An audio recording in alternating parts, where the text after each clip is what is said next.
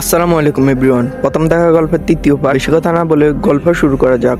আব্বু আম্মুকে দেখছি খাবার টেবিলে জিম মেরে বসে আছে। পরীকে দেখছি সবাইকে খাবার দিচ্ছে। ভাবতে অবাক লাগছে পরী এত সবার আমার ফ্যামিলির সাথে মিশে যাবে। কোনো কাজের ফরমাইশ দেওয়া লাগছে না, সে নিজে নিজে করে ফেলছে। আম্মু খুশি হলো। আব্বুর মনটা একটু বার হওয়ার কথা। খালা নাকি আব্বুকে ফোন দিয়ে অনেক কথা শুনিয়েছে, সম্পর্ক বিচ্ছিন্ন করেছে। সব তো ঠিক ছিল, পরীকে বাড়িতে আনি সবাইকে টেনশনে ফেলালাম। এছাড়া আমার কাছে আর কোনো উপায় ছিল না। নীরবতা ভেঙে আব্বু বললো, তুই বিয়ে করেছিস, আমাদেরকে বলবি না? আমি চুপ করে রইলাম। আব্বু আবারও বললো, আমরা ছেলে বড় করেছি, আমাদের কি সকালাত নেই? আমি আবারও চুপ করে রইলাম। আব্বু আবারও বললো, আমাদেরকে বললো কি আমরা মেনে নিতাম না? আর কিছুদিন আগে বলতি, তাহলে তো আর এই সমস্যাটা হয় না। জীবনে দাঁড়িয়ে কেউ কোনো কথা বলতে পারেনি, অথচ আজকে তোর জন্য কত কথা শুনতে হলো। আম্মু বললো, থাক, যা হওয়ার হয়েছে, হয়তো ভয় বলতে পারেনি, খেয়ে উঠো। আব্বু বললো, মানুষ আস্তে আস্তে বুদ্ধিমান হয়, আর এই আস্তে আস্তে বলদ হচ্ছে। পরি মাথা নিচু করে অপরাধীর মতন দাঁড়িয়ে আছে। সে পরিস্থিতি বুঝতে পারছে, সে বিন্দেশি হলে কি হবে। আব্বু যেন আমাকে হাট কথা বলেছে, সে বুঝতে পারছে। হিয়া তিয়া স্কুলে চলে গেছে। যাই হোক, কোনো মতে নাস্তা করে নিজের রুমে চলে আসলাম। নীরবতা কোনো সময় কোনো কঠিন বিপদ থেকে বাঁচায়। এখন যদি কথা বলতে যায় আরো কথা বাড়বে, ওইটুক কথা বেড়ে কি লাভ? আমি সে স্বভাবের মানুষ না। আমি সবসময় চুপ থেকে পরিস্থিতি পর্যবেক্ষণ করি। আয়নার সামনে দাঁড়িয়ে নিজের চুলগুলো ঠিক করছিলাম। বিয়ে উপলক্ষে চুলগুলো একটা সুন্দর কাটিং দিয়ে আসলাম। সব শেষ। পরীর আগমন ঘটলো রুমে। আমার সেদিকে খেয়াল নেই, কিন্তু উপস্থিতি টের পেয়েছি। ড্রেসিং টেবিলে আয়না দেখতে পেলাম পরী আমার পিছনে দাঁড়িয়ে আছে। দেখলাম পরীর চোখে পানি জল জল করছে। অনেক কিছু বলতে চাই, কিন্তু কিছু বলতে পারছে না। পরীর কষ্টটা একটু অনুভব করলাম। আসলে তো এই পরিস্থিতিতে যদি আমি থাকতাম, নিশ্চিত হার্ট অ্যাটাক করতাম। পরীর মুখটা দেখে তার মনের বাসা পড়তে একটু কষ্ট হচ্ছে না। তার বুকের ভিতরে এক সমুদ্র কষ্ট চাপা পড়ে আছে। চুলগুলো ঠিক হবার পরে চুলগুলো একবার এইদিকে করছি, আরেকবার ওই দিকে করছি। মেয়েটার মুখের দিকে তাকানো যাবে না। আয়না দিকে তাকিয়ে যদি ওর প্রতি অনুভূতি একটু অনুভূত কম হয়। এমনিতে আজকাল ভোর রাতে অনেক কিছু দেখা শুরু করেছি। পরী যে আমার কাছে কৃতজ্ঞতা প্রকাশ করতে আসছে, এটা আমি ভালোভাবে বুঝতে পারছি। মেয়েটাকে আর কষ্ট দিয়ে লাভ নেই। অন্যদিকে গুরু বললাম, ধন্যবাদ জানাতে আসছো? আমি বললাম, ধন্যবাদ দেওয়ার দরকার নেই, এটা আমার নসিবই ছিল, তুমি টেনশন করো না। এই ফাঁকে একটা জিনিস লক্ষ্য করলাম, ফরিদ দুই হাতে ছুরি, লাল নীল হলুদ রঙের। ছুরিগুলো সৌন্দর্য বৃদ্ধি করেছে মেয়েটার হাজার গুণে। আমি হাত দিয়ে ইশারা করে বললাম, ছুরিগুলো তোমাকে মানিয়েছে। পরি কান্নার ভিতরে হাসি দিল। লজ্জায় ওন্না দিয়ে মুখটা ডেকে রুম থেকে দৌড়ে পালিয়ে গেল। ওরে বাবা, আমি বলাতে লজ্জা পেলো। ওর যদি স্বামী বলতো তাহলে কি যে করতো। তবে যাই হোক, এই প্রথম পরির মুখে হাসি দেখলাম। হাসি দিলে বাম গালে টোল পড়ে যায়। না, এসব তো আমাকে ভাবিয়ে মারছে। আমার মতন সহজ সরল ছেলে এভাবে ফেসে যাচ্ছে। যদি দুরন্ত স্বভাবের ছেলে হতো তাহলে কি যে করতো। না, নিজেকে কন্ট্রোল করতে হবে। ভুলে গেলে চলবে না, আমি বিবেকের কাছে বান্দা। বন্ধু আনাসের সাথে তাদের দোকানে বসে আছি। তার বাবার একটা ফার্মেসি আছে। আনাস সেখানে মাঝে মধ্যে বসে। আনাস মনোবিজ্ঞান নিয়ে পড়াশোনা করছে, তাই ভাবলাম তাকে এই প্রশ্নটা করা যাক। তারপর আমি বললাম, দোস্ত, আমার একটা প্রশ্নের উত্তর দিতে পারবি? আনাস বলে, বল। আমি বললাম, মনে কর একটা মানুষ জন্ম থেকে বোবা না, হঠাৎ করে দর বোবা হয়ে গেল। আনাস বলে, দূর বেটা, এটা কেমন প্রশ্ন হলো? কোনো কারণ ছাড়া হঠাৎ করে কিভাবে বোবা হবে? আমি বললাম, এই কারণে তো তোর কাছে প্রশ্নটা করেছি। আনাস বলে, শুন, মানুষের মস্তিষ্কের ধারণ ক্ষমতার বাইরে যদি ভয় পায়, তারপরে মানুষ কথা বলার শক্তি হারিয়ে ফেলে। যতদিন ধরে সে ভয়টা কাটিয়ে উঠতে না পারবে, ততদিন ধরে সে বোবা হয়ে যাবে। আমি বললাম, সর্বনিম্ন কতদিন? আনাস বলল, সর্বনিম্ন 2 দিন, আর সর্বোচ্চ মৃত্যুর আগ পর্যন্ত। আমি বললাম, বলিস কি? আনাস বলল, হঠাৎ করে তুই এই কথাগুলো বলছিস কেন? আমি বললাম, না কিছু না, হঠাৎ করে এই কথাগুলো এমনি মনে পড়লো। আমার থেকে কিছু গোপন করিস না, তোর চোখ দেখে বোঝা যাচ্ছে তুই এই পরিস্থিতির মধ্যে পড়েছিস। আমি বললাম, ঠিক ধরেছিস, সময় হলে তোকে বলবো। আনাস বললো, ঠিক আছে। আমি চিন্তায় পড়ে গেলাম, কালকে তোর বউকে কি গিফট দেওয়া যায়। আমি বললাম, তোর চিন্তা করার আর কোনো দরকার নেই, বিয়েটা ক্যান্সেল হয়ে গেছে। আনাস বললো, এমা কেন? আমি বললাম, একটু আগে একটা প্রশ্ন করেছি না, সের প্রভাবে। আনাস বললো, তুই আমাকে বিভ্রান্ত করছিস। আমি বললাম, দূর, আমি কি হিমু নাকি তোকে বিভ্রান্ত করব? আনাস বললো, কি হয়েছে আমাকে একটু বল। আমি বললাম, খুবই তাড়াতাড়ি তোকে বলবো। আনাস বললো, আচ্ছা, এখন আরেক কাপ চা খা। আমি বললাম, দূর, চা খেতে খেতে আমার নারী ঘুরি পড়ে গেছে। আনাস বললো, আচ্ছা, তোর সাথে বনলতার সাথে দেখা হয়েছে? আমি বললাম, ভালো কথা মনে করেছিস, তাকেও তো আমি খুঁজতেছিলাম, কিন্তু কোথায় পাওয়া যাবে বলতো? আনাস বললো, কোথায় আবার, বাড়িতে থাকলে শিমুল গাছের তলে পাবি। বনলতার যে স্বভাব। আমি বললাম, বনলতা কি ইন্ডিয়া যাবে? আনাস বললো, কেন, তুই যাবি নাকি? আমি বললাম, আনাস বললো, আরে আমিও তো যাবো বলছিলাম। আনাস বললো, তুই চুরি করে যেতে পারবি? আমি বললাম, আরে বনলতা বলছিল সে এইভাবে যায়, আর এইভাবে যেতে পারলে কারি কারি টাকা নষ্ট করে কে? আনাস বললো, তাহলে তো ভালো, যে টাকাগুলো যেতে খরচ হবে সে টাকাগুলো ওখানে খরচ করবো। আমি বললাম, তুই মনোবিজ্ঞানের স্টুডেন্ট স্টুডেন্ট হয়ে? আনাস বলল সবখানে মনোবিজ্ঞান ঢুকাস কেন? আমি এখনো স্টুডেন্ট, ডাক্তার না। আর আমার এত বাবার কারি টাকা নেই, প্লেনের বিএফি টিকিট কেটে ইন্ডিয়া যাব। আমি বললাম যদি ধরা পড়ি। আনাস বলল দূর, বনলতা তো মাসে 2 বার যায়, ওর তো ফাস্টফুডও নাই। আমি বললাম আচ্ছা চল ওর সাথে কথা বলি।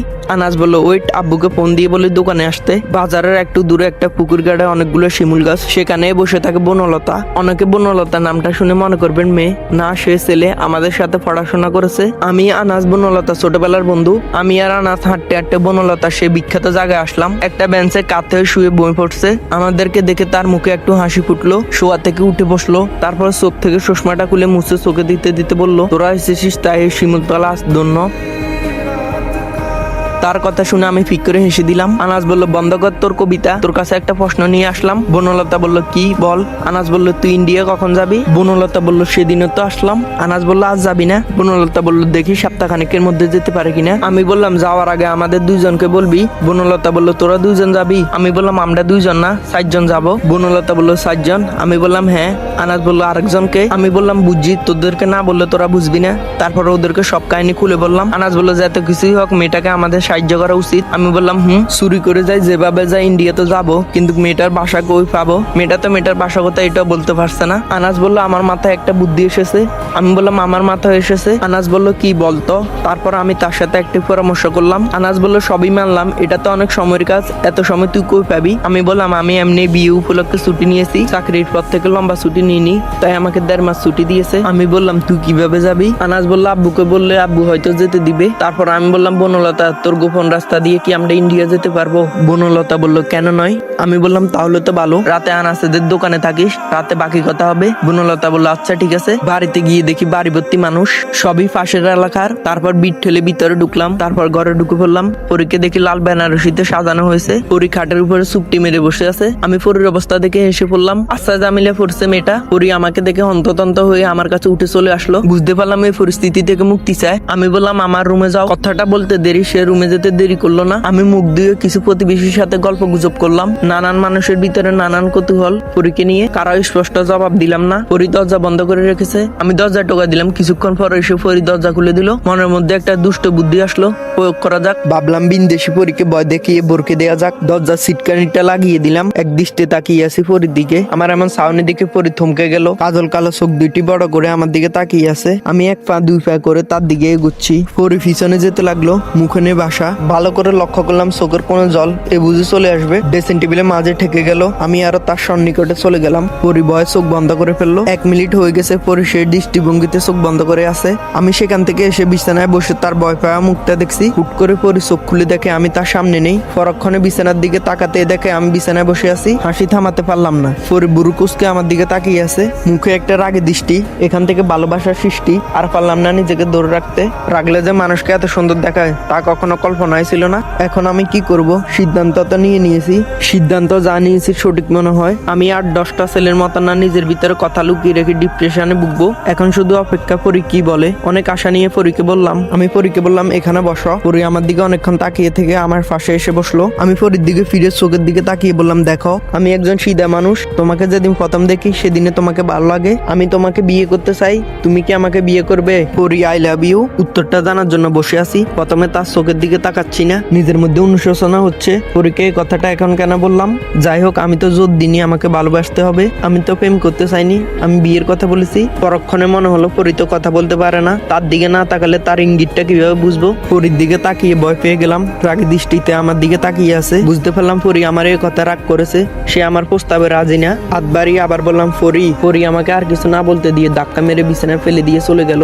যা শালা, এটা কি হলো? এখন আমি কি করব? এখন আমি ওর সামনে কিভাবে যাই? কেন যেন হিরোগিরি দেখি ওকে বললাম। আমিও বা কি বলবো? যা বলার সরাসরি বলে দিয়েছি ওকে। মনের অগোচরে কথা রেখে কি লাভ? যাই হোক যা হবে পরে দেখা যাবে। ক্লান্ত শরীরটা বিছানায় এলিয়ে দিলাম। ঘুমানোর চেষ্টা করছি, কিন্তু ঘুম বাবু আর ধরা দিচ্ছে না। হঠাৎ মনে হলো প্লে স্টোরের কথা। সেদিন একটা অ্যাপ ডাউনলোড করতে গিয়ে আরেকটা অ্যাপ দেখেছিলাম, কি যেন নাম, ও হ্যাঁ, মেয়ে পটানো 100 টিপস। তারপরে মোবাইলটা নিয়ে প্লে স্টোরে সার্চ দিলাম। বাহ, এখানে তো অনেকগুলো অ্যাপ আছে। প্রথমে একটা ডাউনলোড দিলাম। একটা বিলেন মার্কা হাসি দিয়ে বললাম বালিকা ফালাবি কোথায়? তোর জন্য ডাউনলোড করছি মেয়ে পটানোর টিপস। ছেলেদের সুবিধার্থে নিচে এক্সপিরিয়েন্স সহ বর্ণনা করা আছে, মেয়েরা পড়ো না প্লিজ। যে 9টা ব্যাপারে সচেতন হলে ভাগ্যে মিলবে প্রেমিকা, সে 9টি ব্যাপার নিচে বর্ণনা করে দেওয়া হয়েছে। আমি তো এটাই খুঁজছিলাম। আমি অবাক হয়ে গেলাম, অধীর আগ্রহের বিষয়গুলো পড়তে লাগলাম। 1 নম্বরে ছিল চোখের দিকে তাকিয়ে কথা বলুন, কথা বলার সময় তার দেহের দিকে তাকাবেন না, এতে সে আপনার প্রতি খারাপ ধারণা হবে। নাউজুবিল্লাহ, এত খারাপ এখনো হয়নি। পরির চোখের দিকে তাকিয়ে আজকে এই অবস্থা, পরে কি আছে ফড়ি দেখি। 2 নম্বরে ছিল পরিপাটি থাকুন, নারীরা সবসময় পরিপাটিকে পছন্দ করে, এই বিষয়টা আমার মধ্যে একটু কম আছে। ছেলেটা শান্ত স্বভাবের হলেও নিজের প্রতি নিজের একটু অখেয়াল। 3 নম্বরে ছিল তাকে সহযোগিতা করুন। হাই হাই বলে কি, সহযোগিতা করতে গিয়ে তো নিজের শখের জীবনটা মাটি করলাম। এখন পরিবার পরিকল্পনা করতাম নিজের খালাতো বোনকে নিয়ে, এখন আমি কি করছি দেখতে তো পারছেন। এরপরেও যদি না ফটে। 4 নম্বরে ছিল তাকে আপন করে নিন, মেয়েরা সামাজিক এবং মিশুক ছেলেদের পছন্দ করে। আর কি করতে পারি বলুন তো আপনারা, আমি তো মিশুক না, এসব পারে বনলতা। না, এটা হবে না, অন্যটা দেখি।